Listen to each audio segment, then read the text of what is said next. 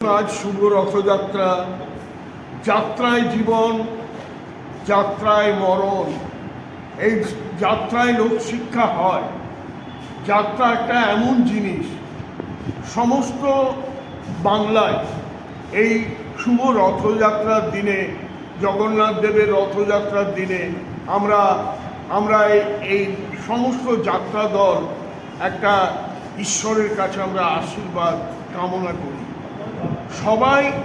সবার আশীর্বাদ কামনা পূর্ণ করেন শ্রী শ্রী জগন্নাথ দেব। আজ আমরা নবদিশা নাট্য সংস্থার পক্ষ থেকে এই যে আজকে মহড়া অনুষ্ঠান সকালেই, কারণ বিকেলে রথযাত্রার অনুষ্ঠান, যার জন্য আমরা সকালবেলায় একটা অনুষ্ঠান এই মহড়ার জন্য পরিকল্পনা করেছিলাম। প্রত্যেকেই এসছেন, আমরা দেখছি সুন্দর। প্রথম দৃশ্য থেকে আমরা এই মহড়া শুরু করেছি। প্রত্যেকে সুন্দর করে দেখলাম মুখস্থ করেছে এবং অঙ্গ ভঙ্গি, হাত, পোস্টার এক দারুণ দারুণ, এক কথায় দারুণ। Thank you. আচ্ছা, গিরিশ ঘোষের দ্বিতীয় পক্ষের স্ত্রী অর্থাৎ সুরজ কুমারের অভিনয়।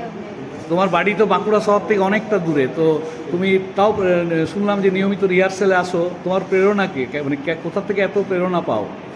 বাবা, মা, তারপর আরও যে জায়গায় না বাংলা নাট্য একাডেমিতে যে করেছি যাত্রা, সেইখানে সমস্ত নাট্য একাডেমির সদস্যরা সবাই আমাকে খুবই ভালোবাসে। তারাই বলে কর, এগিয়ে যা।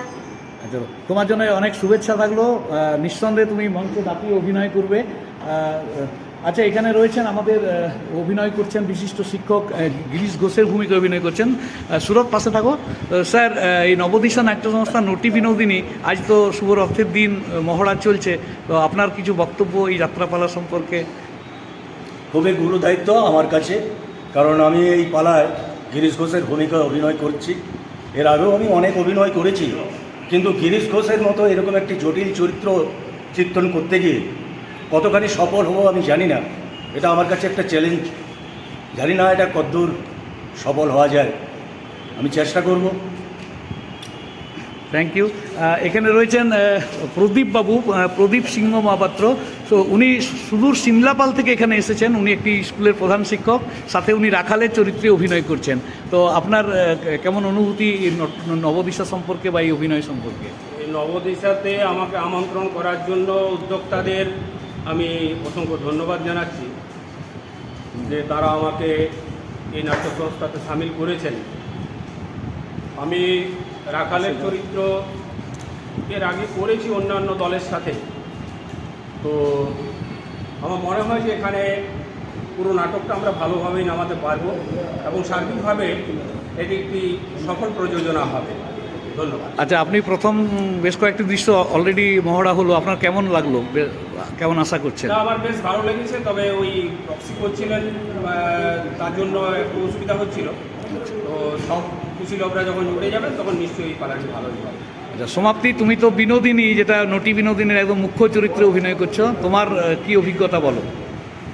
আপনারা যে আমাকে এই সুযোগ দিয়েছেন তার জন্য আমি আপনাদের ধন্যবাদ জানাই। আমি আপ্রাণ চেষ্টা করব যেন বিনোদিনী চরিত্রে সঠিকভাবে রূপদান করতে পারি। তো আপনারা তারপরে আমাকে তো শেখাচ্ছেন, হরি জেঠু আছেন, মাস্টারমশাই গিরিশ ঘোষ তো আছেনই, আপনারা সবাই আছেন। আমাকে আশীর্বাদ করুন যেন আমি চরিত্রটি সম্পূর্ণরূপে ভালোভাবে রূপদান করতে পারি। থ্যাংক ইউ সবাইকে।